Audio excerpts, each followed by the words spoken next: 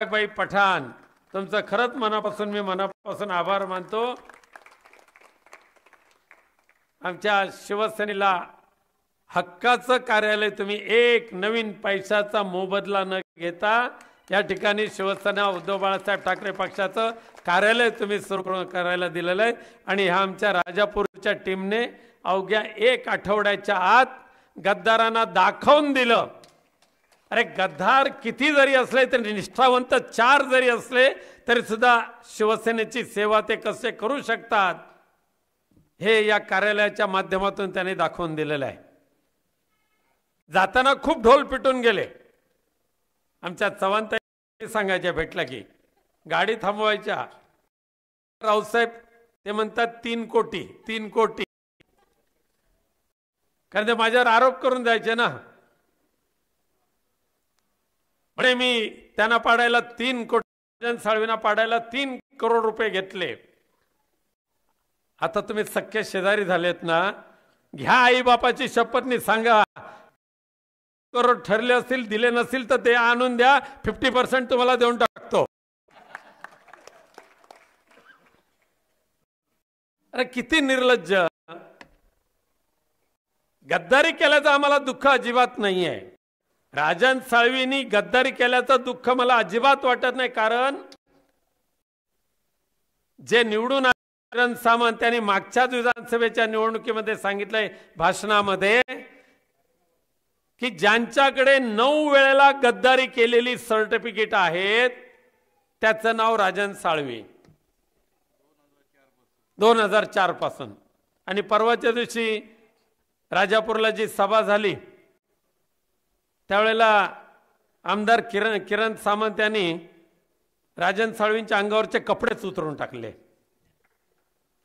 त्याने सांगितलं किरण सामंतांनी 2004 साली तुम्ही शिवसेनेची गद्दारी करून आमच्या बंधूला तुम्ही निवडून दिलात, म्हणून तुमची शिवसेनेतून बाळासाहेबांनी हकालपट्टी केली होती। किरण सामंत सांगतात आणि निर्लज्ज हे ऐकून हसतात। 2004 साली गद्दारी, प्रत्येक लोकसभेच्या निवडणुकीच्या वेळेला गद्दारी। ह्याच जवाहर चौकामध्ये आमदार निलेश राणे यांनी केलेलं भाषण दिवसा ढवळ्या, काय काय निर्बत्सन त्यांची, तरी आज एकमेकाला मिठी मारतायत। सगळे गद्दार सेनेमध्ये एकत्र झाले। जनाची नाही तर मनाची लाज तरी बाळगा। नाही मग काय, नाही गोष्ट वेगळी। परंतु ठीक आहे, विनायक राऊतच्या नावाने दगड फोडत फोडत फोडत तुमचा कपाळ मोक्ष होत आलाय आता। म्हणून मला का देवाकडे एकच प्रार्थना करायची की बाबा शेवटच्या वेळेत त्यांना जास्त त्रास देऊ नका, उर्वरित त्यांचं रिटायरमेंट आयुष्य का समाधानाने जावं, कारण गद्दारीने मिळवलेला पैसा भरपूर आलेला आहे, भरपूर आलेला आहे। या राजापूरमध्ये दादा तुम्ही आता मगाशी इतिहास सांगितला, आणि सांगा दादा आजपर्यंत राजापूरची वाळवी म्हणून कोणत्यातरी लोकप्रतिनिधींचा उल्लेख आजपर्यंतच्या राजापूरच्या इतिहासामध्ये झालाय का?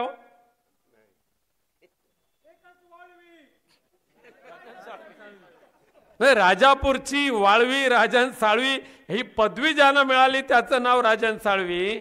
आणि रिफायनरीचा केवढा मोठा कळवळा, केवढा मोठा कळवळा रिफायनरीचा। अरे अक्का रिफायनरी सारखा प्रदूषणकारी प्रकल्प आपसाय हवाय। आणि मग सांगा, त्या रिफायनरीला पाठिंबा देत असताना राजन साळवी तुम्हाला कोकणवासियांचं भलं वाटत होतं की त्या ज्या परप्रांतीय भूमाफियांनी जी जमिनी घेतल्या होत्या त्या जमिनीच्या जास्त हे सांगा तुम्ही धूतपापेश्वरच्या पायावर हात ठेवून। रिफायनरी करता ज्या परप्रांतीय भूमाफियांनी जमीन घेतल्या त्यांच्याकडून 3.25 करोड रुपये दलाली घेणारा हा आमदार 3 कोटी रुपये दलाली मंजूर करून देतो आणि अख्ख्या राजापूर जिल्ह्यात तालुक्या ग्रामपंचायत आणि उद्धव साहेबांसमोर ठेवले. उद्धव साहेब पण ज्या वेळेला उद्धव साहेबांना खरं कळलं त्यावेळेला स्वतः उद्धव कोंडवर आले आणि त्या महिलांना सांगितलं की यांना तुम्ही शिव्या घालू नका, चूक असेल तर ती माझी आणि म्हणून ती चूक सुधारण्यासाठी मी तुमच्याकडे आलो. अरे स्वच्छ मनाचे आणि तेवढ्या स्वच्छ विचारांचे पक्षप्रमुख आम्हाला मिळाले. त्यांच्याशी बेईमानी करून तुम्ही ज्या गद्दार गटामध्ये गेलात त्या गद्दार गटाने एक एक पापाचं घडा तुम्हाला सुरुवात घडा वाचायला. म्हणून मगाशी सांगितलं 2004 साली गद्दार झाले. एक किरण भैया सामंत आणि आमदारांनी परवाच्या राजापूरच्या मीटिंग मध्ये सांगितलं निलेश वेळेला किती किती कुठे कुठे दिले. मग ते शोरले मोंटे असेल, केळ रस्ता असेल, ओणीचा रस्ता असेल किंवा पाचलचा एकाचं घर असेल. अरे तुमचे जे पीए होते ना त्या पीएनीच आता तुमची कुंडली आमच्या समोर आणलेली आहे. हा कुठे देवस्की करत होता, कुठे काळा कोणाच्या नावाने सगळं आता तुमच्या पीएनीच सांगितलंय. कारण हे केलेलं पाप फार दिवस पचणार नाही आणि म्हणून तुमची जी गद्दारी आहे राजन साळवींची गद्दारी ही खऱ्या अर्थाने राजापूर झालेली शेवटची गद्दारी असेल. या पुढे जो निर्माण होईल तो राजापूरचा निष्ठावंत कार्यकर्ता राजापूर बनेल हे अभिमानाने या ठिकाणी मी तुम्हाला सांगू इच्छितो. गेले अनेक जण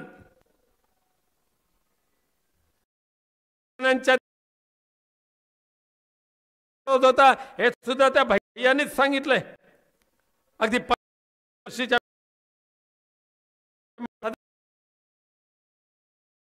त्यानंतर ते लांजाच्या कचरा भूमीच्या माध्यमातून किती लाख रुपये सभेच्या वेळेला घेतले ते तिथे सांगेन तुम्हाला. स्वतः गद्दार बनायचं, स्वतः बनायचं आणि सेना संपवत असताना विनायकराव सारख्या एका प्रामाणिक मातोश्रीच्या सेवकावर तुम्ही दगड फोडून जात होता. किंवा विकास केवळ आणि केवळ तिथे सुद्धा टक्केवारी